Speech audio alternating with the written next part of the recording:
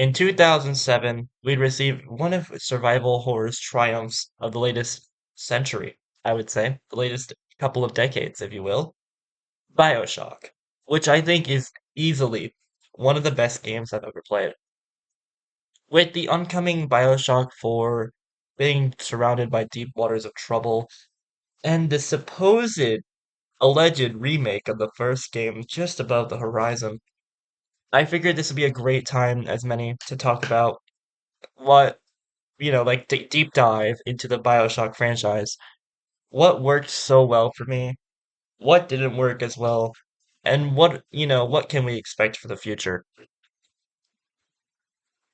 Before I get into this, though, I do have to say that make sure you played all the BioShock games before listening to the rest of this, as I will go over major plot details and pretty much spoil the entirety of the trilogy of games and what's to come in the near future. That being said, though, here is everything that you need to know about my perspective of the BioShock trilogy. I can't think of any other good place to start than the first game, 2007's BioShock, which is unironically the game I played last. I started with BioShock 2, and maybe that kind of altered my perspective going into these games, but I personally think that the first BioShock is my least favorite out of the trilogy. Now, I don't think it's a bad game. Dare I say, I feel like calling it bad is a kind of a crime, but I would go as far as to say that it is lackluster. Don't get me wrong, for 2007, this game was a masterpiece, but to say it still holds up today as a great game might, you know, might not be entirely accurate. So where do we begin with the first BioShock? I guess we have to talk about the story. You play as a man named Jack, who is aboard an airplane to some unknown destination above the Atlantic Ocean. He receives a package, but it has a note saying that would you kindly not open this until, and before we could even process what the note continues to say, the plane blows up and we crash to the depths below, as the iconic opening title plays. We are then greeted to the sight of us basically being floating on the ocean water, and we are surrounded by flaming plane wreckage, and we make our way to a lighthouse.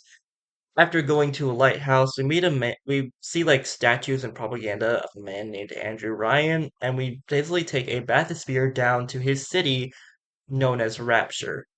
Rapture is a city underneath the Atlantic Ocean, which serves as the main like location and vocal point of storytelling within BioShock. You know how like Silent Hill has the town of Silent Hill, and that's its vocal point of storytelling? It's like that, but with Rapture and BioShock. At least until Infinite, but we'll get to that.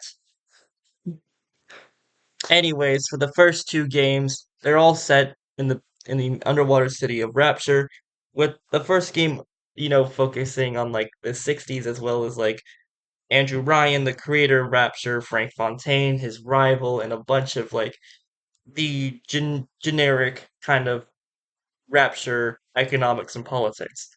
With the second game, we're focusing on a more grounded story over a new ruler of Rapture and what she did and the cruel acts that she did against a man by the name of Subject Delta. But my problem with the first game lies in the fact that it's not really great at its storytelling.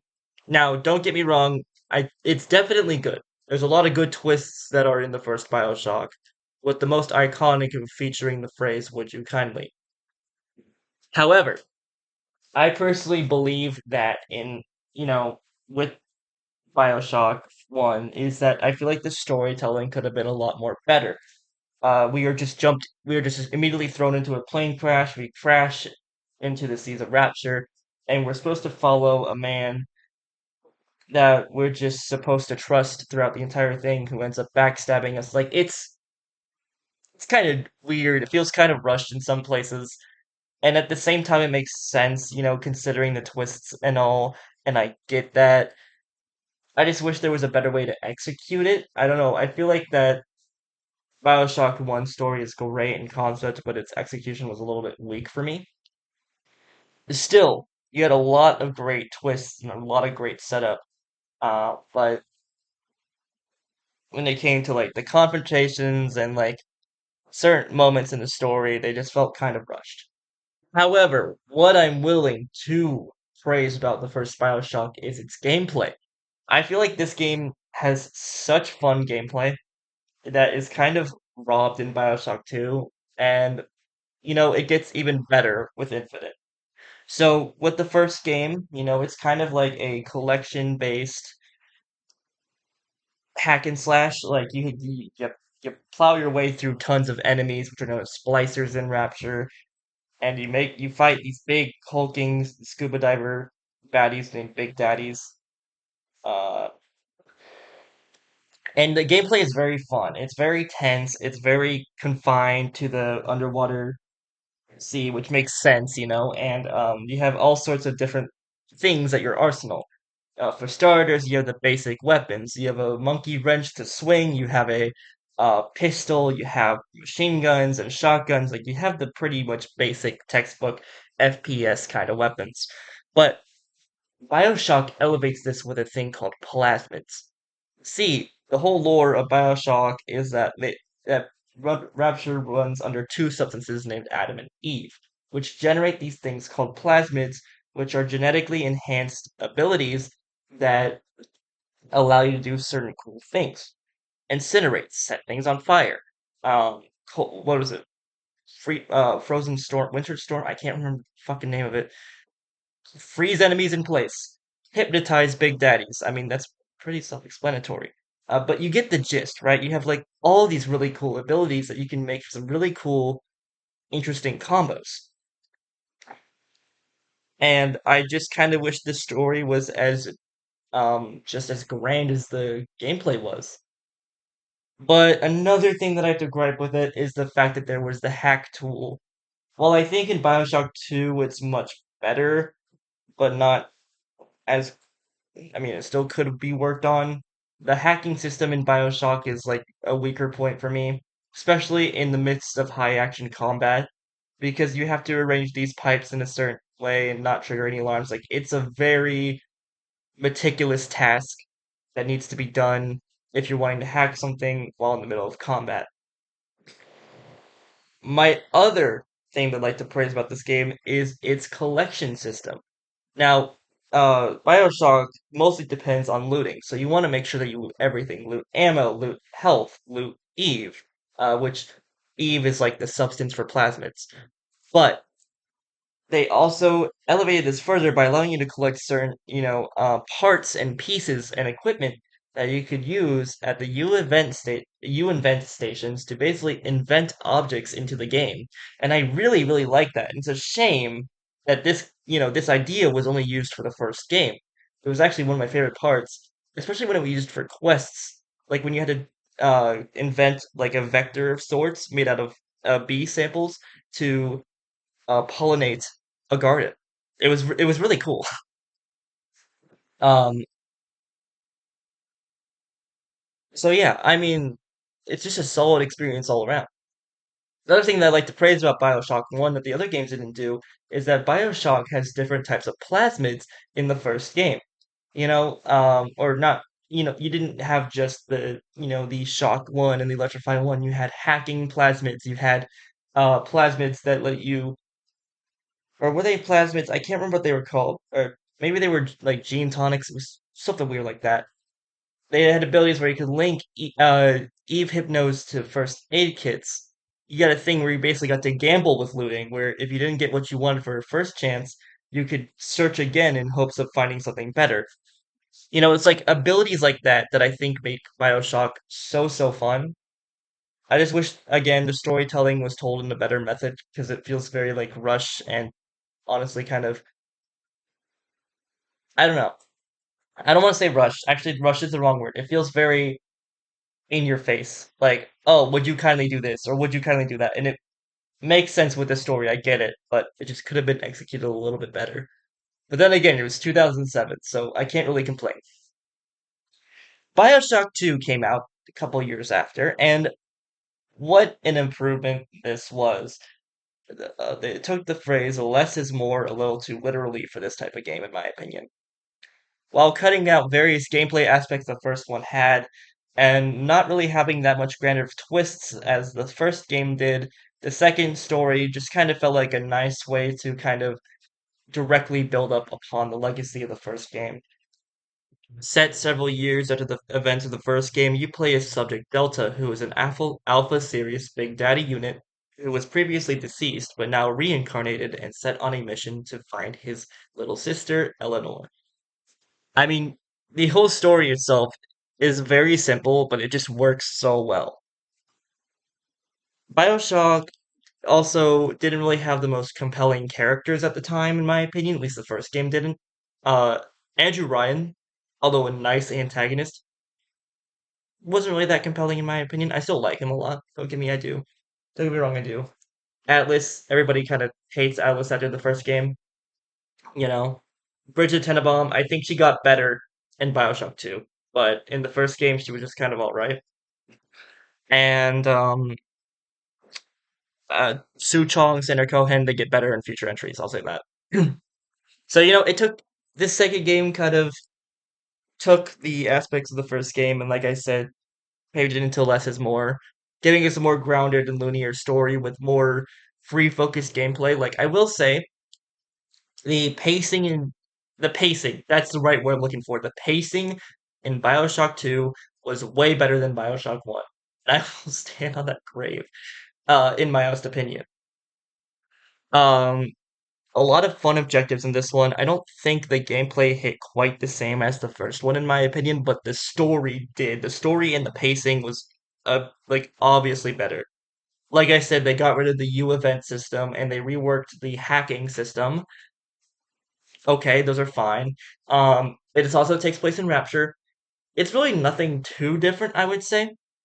Like it just feels like a great predecessor and follow up to BioShock 1. But I just wish that the gameplay was a little bit more solid. Like delivered just as much as the first game, if not more. I don't know. I mean, I really liked BioShock 2. I think it's great, and I have really like nothing else besides to say about that. And I think you should play BioShock 2 if you haven't. Better, compelling characters, more grounded story, less fun gameplay. That's my take. In 2013, our minds were shook with the behemoth that was BioShock Infinite. You see, the developers kind of had a epiphany of sorts.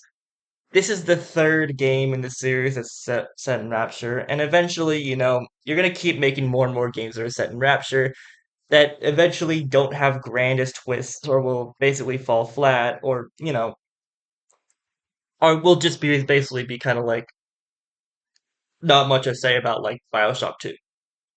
So the developers instead decided to take BioShock and turn it on its head. And while this worked for some people and didn't really work for others, for me it worked so well. I kind of heard this take in another video, I don't remember which one, but this person said, with BioShock 1, when you have that much great of a story and you're trying to create a sequel that isn't direct, you can do something that the audience won't expect that is so bonkers and pray that it works.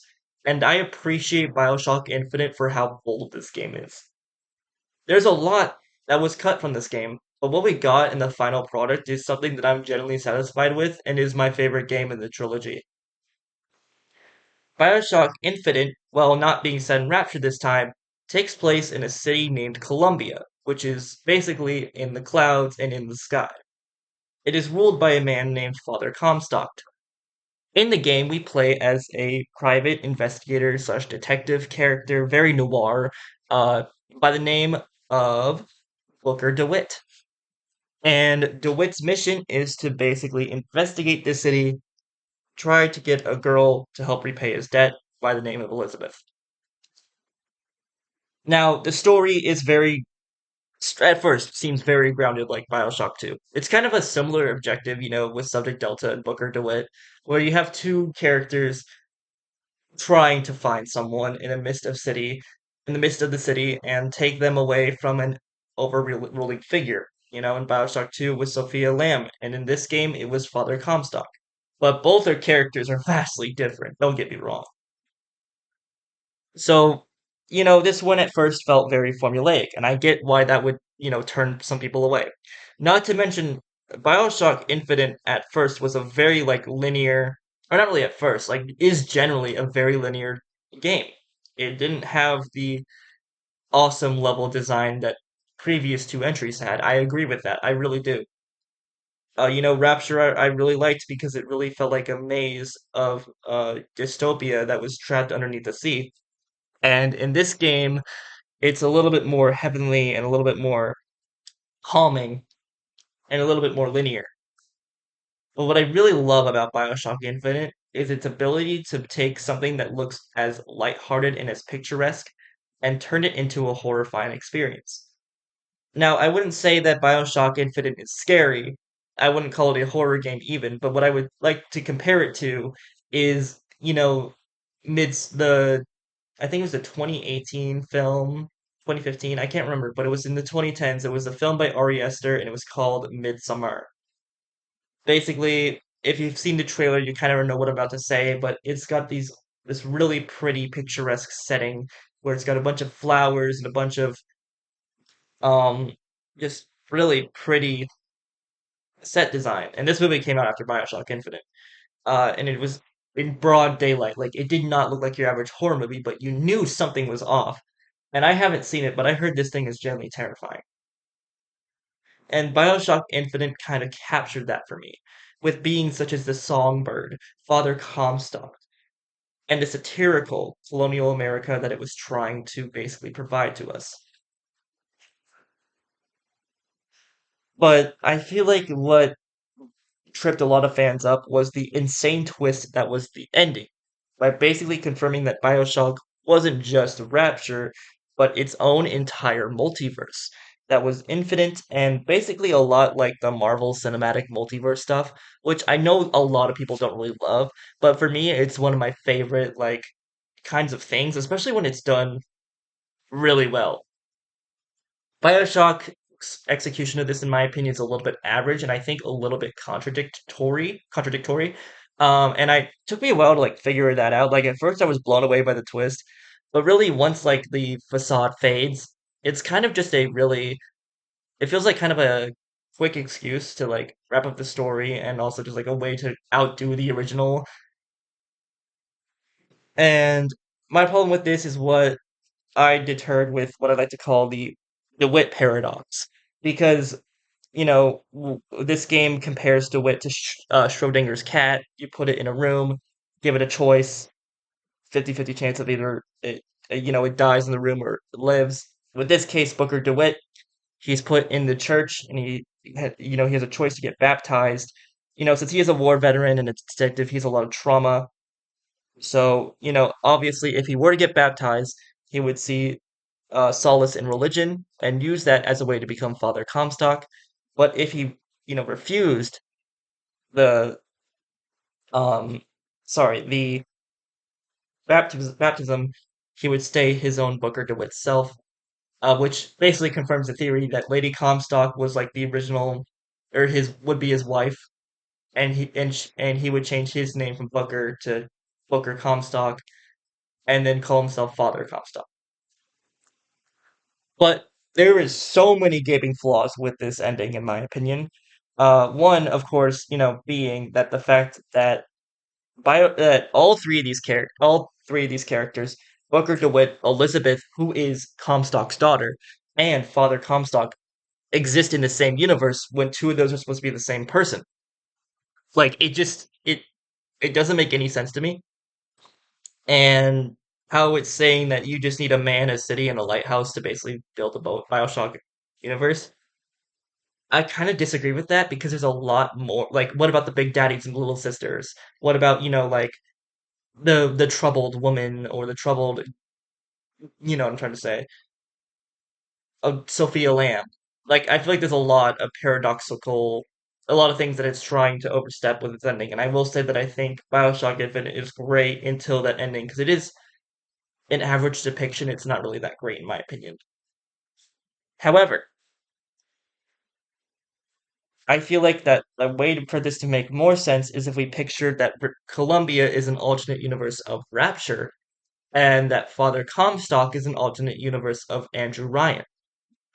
That would remove so many plot holes and would make a further more sense. I don't know why they decided to, make it that convoluted in the ending.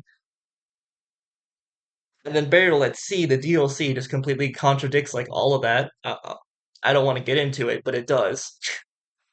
Like the ending of Infinite is so convoluted, and it's like with Burial at Sea, it's like they just said we're just gonna take that ending and try to cram it into the first game, and I don't know, it didn't really work in my opinion. But I'm bashing a lot of BioShock Infinite for its ending. The story itself is told really nicely up until the ending, in my opinion. You have some much more compelling characters. Elizabeth actively helps you out during combat. I really enjoyed that aspect, and the gameplay is super fun. And one of the reasons for that is that they introduced the skyhook system, which allowed you to basically attack aerially and, do cool strikes.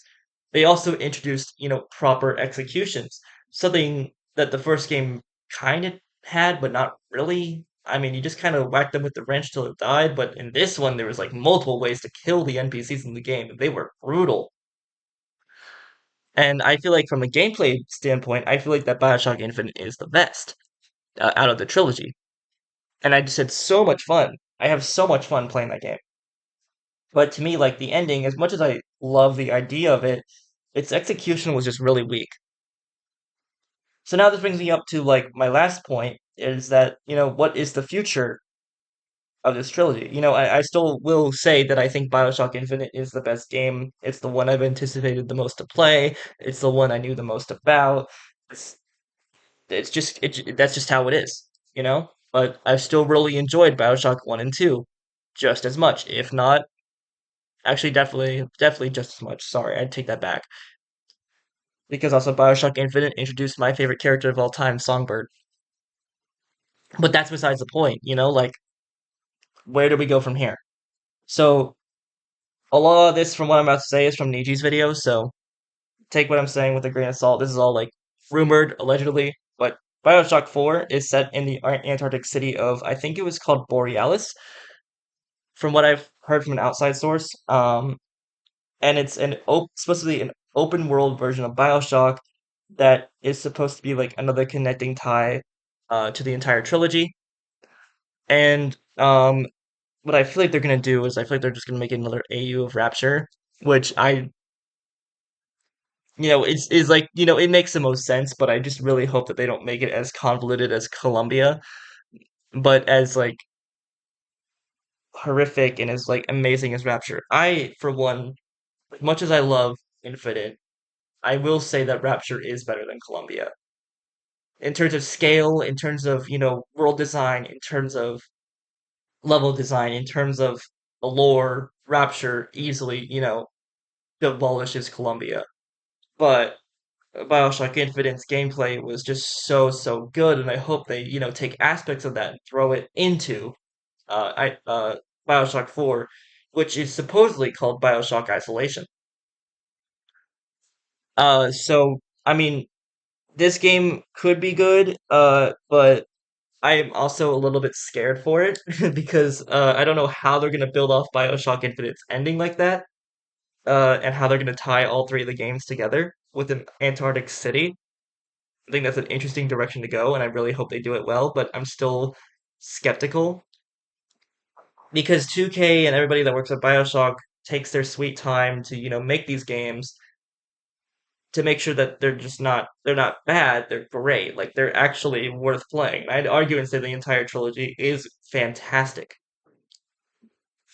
But also another thing that scares me is that apparently the original BioShock creators are not linked to the fourth game, and that also took this from an outside source, and that apparently these devs that are working on it have never made a narrative game before, despite being a narrative game studio. I'm a little bit skeptical of that too. I think BioShock 4 has potential if it goes to the right studio. But at the same time, to be optimistic, I gave this similar feeling to Team Bloober, who would make the Silent Hill 2 remake. because I didn't know anything about them. I didn't know how they were gonna like remake the second game to, make it as charming as the original, and they did that, and they somehow made it better than the original, and it's why I'm excited for their newest project, Chronos: The New Dawn, because that looks super, super creative and super cool. But that's besides the point. I'm just hoping we get into the Team Bloober situation with this. Uh, and it's also rumored that these developers, I forgot the name of them, but they're like two shelf, like two something. The developers that are working on BioShock 4 are also working on a BioShock 1 remaster. And, I have that faith that, it's gonna turn out like the Silent Hill 2 remake, but I don't want to like praise a studio that I know nothing about. Like I'm just hoping that with BioShock 1, the way of storytelling is a lot better and less forced. And also, it feels kind of unnecessary in my opinion. Like, I know I said BioShock 1 was lackluster, but BioShock's story is like, everybody knows it at this point. I feel like everybody, like, most of the planet knows a lot about BioShock. So, how are you going to tell a story that is so well known and remaster it? Like, that to me is also kind of a red flag because it's like, we all know the twists, we all know the characters, we come to love BioShock, but at the end of the day, it's like, how are you going to innovate that without messing up the source material? And Silent Hill 2 did that in a brilliant way by like expanding the gameplay and having a lot more realistic interactions and spending more time in Silent Hill because the truth was Silent Hill 2 was a short game. Although I I don't think a lot of people know Silent Hill's 2 story quite as well as BioShock. Like I can't even figure out how to describe Silent Hill's 2 story to someone, but BioShock story is definitely more iconic. I knew a lot more things about the story, than I thought before going in. Like I knew about Andrew Ryan, I knew about Rapture, I knew about the Little Sisters and the Big Daddies, but I didn't know what parts they played until I figured out the game. It's like when I got into BioShock, I had all these puzzle pieces, but I had no idea how they would fit until after I completed the trilogy.